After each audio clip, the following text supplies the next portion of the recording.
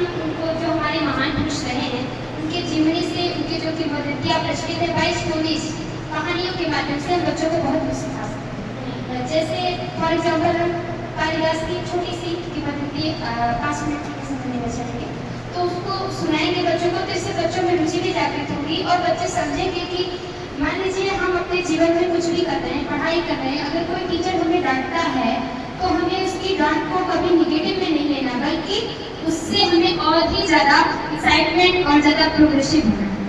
जैसे हम कालिदास की छोटी सी कहानी सुनाते हैं, सब लोग एवरीबडी नोज अबाउट हिम, और यहाँ बैठे हिंदुस्तान में मुझे लगता है कालिदास के बारे में ऐसा कोई व्यक्तित्व नहीं होगा जो उनसे परिचित नहीं होगा। पुरा कवि नाम गणना प्रसंगे कनिष्ठिका दृष्टि कालिदासा अध्यापित तुल्य कबीर भावा अनामिका सार्थकी बहु।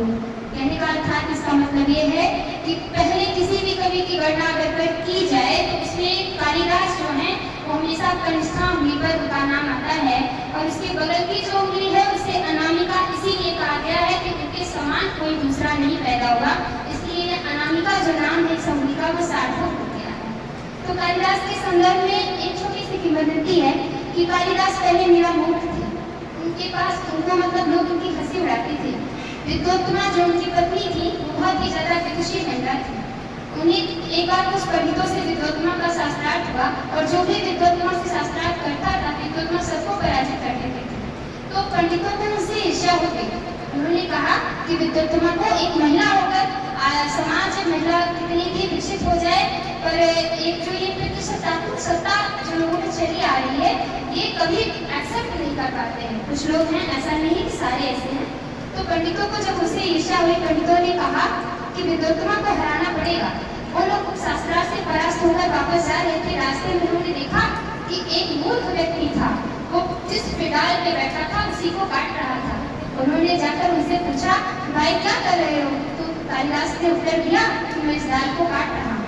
तो उन्होंने कहा इससे ज्यादा मूर्ख कोई मिलेगा कि जो डाल काट रहे हैं उसी को बैठे, इन्हें नहीं पता जिसकी डाल टूटेगी तुरंत गिरेगी, हाथ पैर से टूट जाएंगे।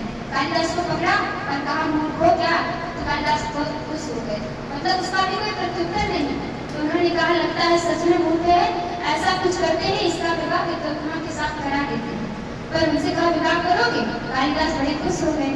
उन्हें तो लगा कि चलिए ठीक है, कुछ किए भी नहीं, विवाह भी हो जाए, वो भी किसी विदुषी महिला से। विद्वत्मा के पास लेकर गए और कालिदास से कहा कुछ बोलना नहीं, तुम्हारा विवाह एक विदुषी महिला से हो जाएगा। कालिदास चुप हो गए। उनसे कहा, विद्वत्मा ने पूछा ईश्वर कितने हैं? कालिदास ने कहा, विद्वत्मा ने उत्तर दिया कि एक। पंडितों ने पूछा ईश्वर कितने हैं? परमात्मा के कितने स्वरूप है? विद्वत्मा ने कहा एक, और कालिदास ने कहा 2। ऐसे उंगली दिखाई। कालिदास को लगा विद्वत्मा मेरी एक आंख फोड़ना चाहती है तो मैं इसकी दोनों फोड़ दूंगा। ये सोच कर कालिदास ने 2 उंगली दिखा दी। तो विद्वत्मा ने कहा इसका तात्पर्य? पंडितों ने कहा ये बोलते नहीं, इन्होंने मौन व्रत धारण किया, उत्तर हम देंगे।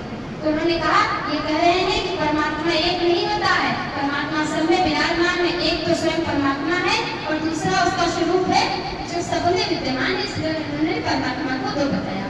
ऐसे करते करते उनके सारे उत्तरों को इन लोगों ने तोड़ मरोड़ कर इस तरह से पेश किया कि विद्वत्मा परास्त हो गई और उनका विवाह जो है विद्वत्मा से हो गया। घर आने पे